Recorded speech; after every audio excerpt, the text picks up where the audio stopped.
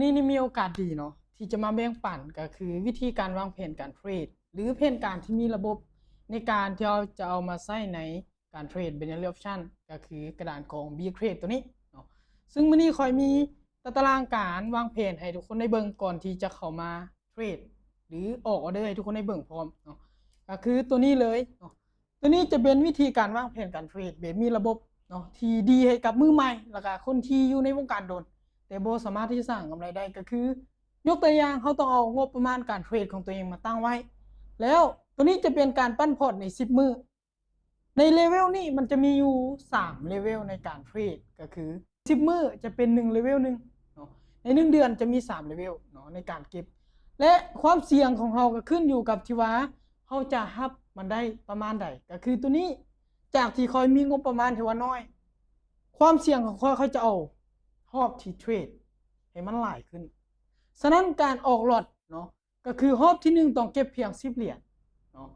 จากนั้นเมื่อเราทบงบประมาณมันจะได้อยู่เกินเป้า32เหรียญตัวนี้จะเป็นวิธีการวางแผนการเทรดเนาะที่อยากให้ทุกคนเนี่ยมือใหม่แล้วก็คนที่อยู่วงการโดนเนาะแต่บ่สามารถสร้างกำไรได้เอามาประยุกต์ใช้เบิ่งเนาะถือว่าค่อยใช้มากกว่าตอบโจทย์เนาะเลยมาแชร์มานี่และอีกอย่างนึงที่ดีก็คือต้องมีตารางเป็นของตัวเองแบบนี้เนาะต้องมีการวางแผนตารางแบบนี้จะเป็นการจัดระดับอีกอย่างนึงในการที่เราจะเก็บกำข้อมูลในการเทรดของตัวเองแต่ละระยะและระยะเลเวลใน1เดือนเนาะเดี๋ยวเราเข้ามาเบิ่งในกราฟเนาะเดี๋ยวเขาจะใส่อินดิเคเตอร์ซึ่งเห็นหลายๆคนนี้จะทักมาปรึกษาก็คือในการ Money Management หรือในการออกหลอดไซส์ในการเทรดของตัวเองแต่ละออเดอร์ว่าเราควรออกเท่าใดและในการเก็บกำไรเราควรเก็บเท่าใดเดี๋ยวมื้อนี้จะมาแชร์ให้แนวทางก็คือกรณีศึกษากับทุกคนเนาะในมื้อนี้คืองบประมาณของคอย 1,000 เหรียญเนาะเดี๋ยวจะให้ทุกคนวิธีการ Money Management ของเราเนาะว่าจะมีวิธีการแบบใดในการเทรดเนาะอย่างเส้นงบประมาณของเรานี่มีอยู่ที่ 1,000 เหรียญเนาะ1,000 เหรียญนี้1,000 เหรียญนี้เราควร Money Management แบบใดให้มันถูกต้องในการเทรดของตัวเองเนาะก็คือในงบ 1,000 เหรียญนี้เราจะสามารถจะเก็บกำไรจากเหรียญและเราควรหยุดในเวลาใดที่เราเทรดเนาะเดี๋ยวเราจะมาเบิ่งเนาะซึ่งในงบประมาณ100เหรียญ 1,000 เหรียญนี้คอยจะเก็บอยู่ที่ประมาณ60เหรียญเนาะก็คือ50หรือ 5% ของพอร์ตของคอยเท่านั้นสำหรับการเก็บนี้เราจะเก็บเพียงแต่60เหรียญเท่านั้นเนาะการเก็บของเราซึ่งในงบ60เหรียญนี้ความเสี่ยงมันสูงบ่โอ้ถือว่าค่อนข้างว่า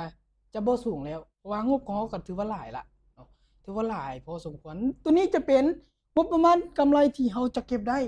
และตัวนี้จะเป็นต้นทุนที่เราจะเอามาเทรดเนาะในการที่เราจะเทรดในมื้อนี้เนาะตัวนี้จะเป็นวิธีการ Money Management อีกอย่างนึงเดี๋ยวค่อยจะเติมให้อีกเนาะMoney Management แบบใดในการบริหารจัดการเงินทุนเนาะคือออเดอร์แรกนี่การออกของเขาจะออกเพียงประมาณ25เหรียญเนาะตัวนี้จะเป็นการออกหลอดไซส์หรือการออกเทรดของเขาถ้ากรณีที่เขาพลาด25เหรียญตัวนี้เนาะเขาจะไปอยู่ที่50ตัวนี้จะเป็นการคูณเงินแบบคูณ2ของการ Money Management ของการเงินของเขาเนาะ50เหรียญตัวนี้ตัวนี้จะเป็นวิธีการเดินเงินเนาะของแผนการเฮามื้อนี้เนาะถ้าว่ากรณียังพลาดอีกเขาจะไปอยู่ที่ประมาณ80เหรียญเนาะ80เหรียญถ้ากรณีที่ยังพลาดอีกแน่นอนไปเลย200สำหรับตัวนี้จะเป็นการวางแผนการเทรดของคอยเนาะที่อยากมาแชร์ให้ทุกคนในมื้อนี้เมื่อหลังจากที่เนาะเฮาได้ทางงบประมาณต้นทุนแล้วก็ทางกำไรเนาะเฮาก็มาเบิ่ง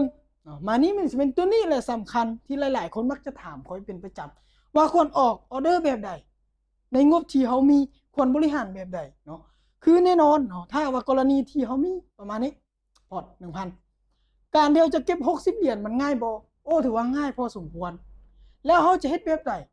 ให้เม็ดเงินของเขานี่จะออกไปเนี่ยบ่เกินหลอด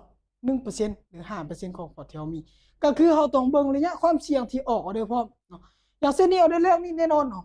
เขาไป25เหรียญเดี๋ยวรีเซ็ตก่อนเนาะ25เหรียญตัวนี้เขาจะมาเบิ่งเนาะอินดิเคเตอร์ของเขาพร้อมตัวนี้เนาะสำหรับออเดอร์นี้นี่ซื้อขึ้นเนาะ